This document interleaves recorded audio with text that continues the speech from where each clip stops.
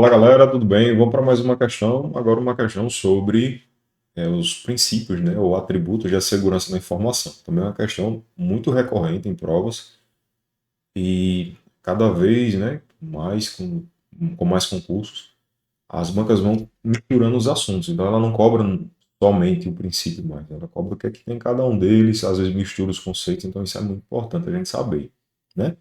Vamos lá. São atributos básicos e fundamentais para a segurança da informação a confidencialidade, a integridade e a disponibilidade. Então vamos ver. Primeiro que você tem que lembrar aqui que esses atributos a gente pode chamar também de princípios. E aí a gente vai chamar de dica, né? Ou seja, nós temos a disponibilidade, nós temos a integridade, a confidencialidade, e nós temos a autenticidade. Há também o não repúdio, né? Que é você não conseguir negar a autoria de uma mensagem. Mas calma, segura esses quatro aí. E também não confunda com banco de dados. Quem for estudar banco de dados aí, né? Que a gente estuda a SIG, né? Atomicidade, consistência, isolamento e durabilidade. Então são coisas diferentes.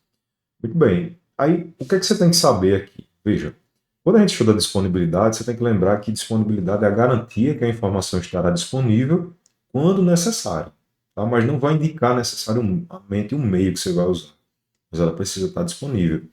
E aqui é um princípio que a banca pode fazer um link lá com aquele malware chamado ransomware. Vou dizer assim, uma organização foi vítima de um ataque de ransomware. Lembra do ransomware?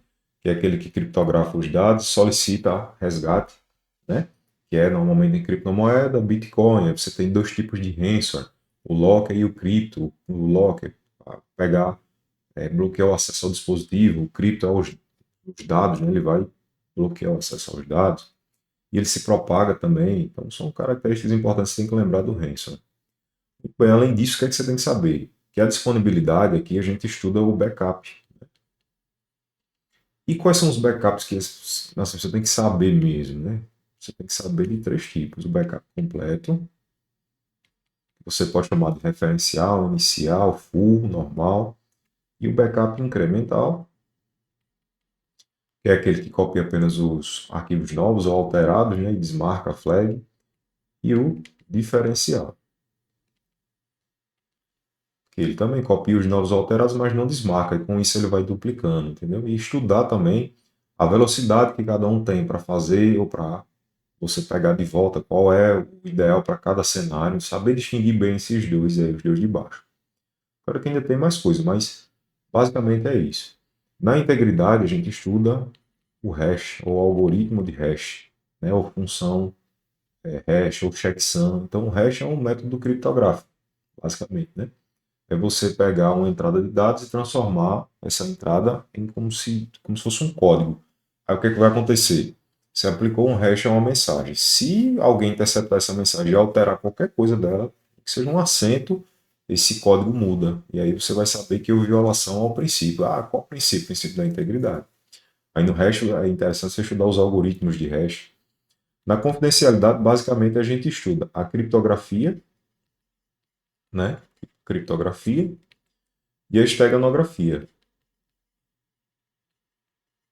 Claro que cada um desses itens aqui traz outros itens, né? Mas basicamente, esteganografia é você esconder ou ocultar uma mensagem dentro de outra. E a criptografia você vai estudar duas que você tem que estudar de certeza, é a simétrica, uma chave só para criptografar e para descriptografar, e a assimétrica. Quando você tem duas chaves, né? Uma chave pública e uma privada. Aí você lembre, para você criptografar usando a criptografia assimétrica, você criptografa a mensagem com a chave pública do destinatário. Entendeu? Por quê? Porque somente ele vai ter a chave privada correspondente para fechar o pai e abrir a mensagem. Então, estudar esses cenários é muito importante. Né? Em qual caso você vai usar cada uma, quando você usar as duas, uma junto com a outra, tá bom? E estudar também, se possível, os algoritmos aí. Na autenticidade, a gente estuda assinatura digital, estuda certificado digital documento eletrônico assinado por uma terceira parte confiável, lembra? Aí as partes confiáveis que você pode ver nas provas. Nós temos as autoridades, né? Aí eu tenho a autoridade certificadora, raiz, autoridade certificadora, normalmente a questão pega aqui, e autoridade de registro, que existe também. Então, é isso, né? Dos princípios da segurança da informação que você tem que estruturar na sua mente, é nesse cenário aí, certo? Entender como é que isso funciona, aplicar isso nas questões, aprofundar até o ponto de pode cair na sua prova, certo? Mas não deixe de ver isso não, porque cada vez mais está sendo comum isso nas provas de concurso, tudo bem? Então é isso, o nosso gabarito dessa questão aqui está correto. Falou? É isso, forte abraço, fiquem com Deus e até a próxima. Tchau.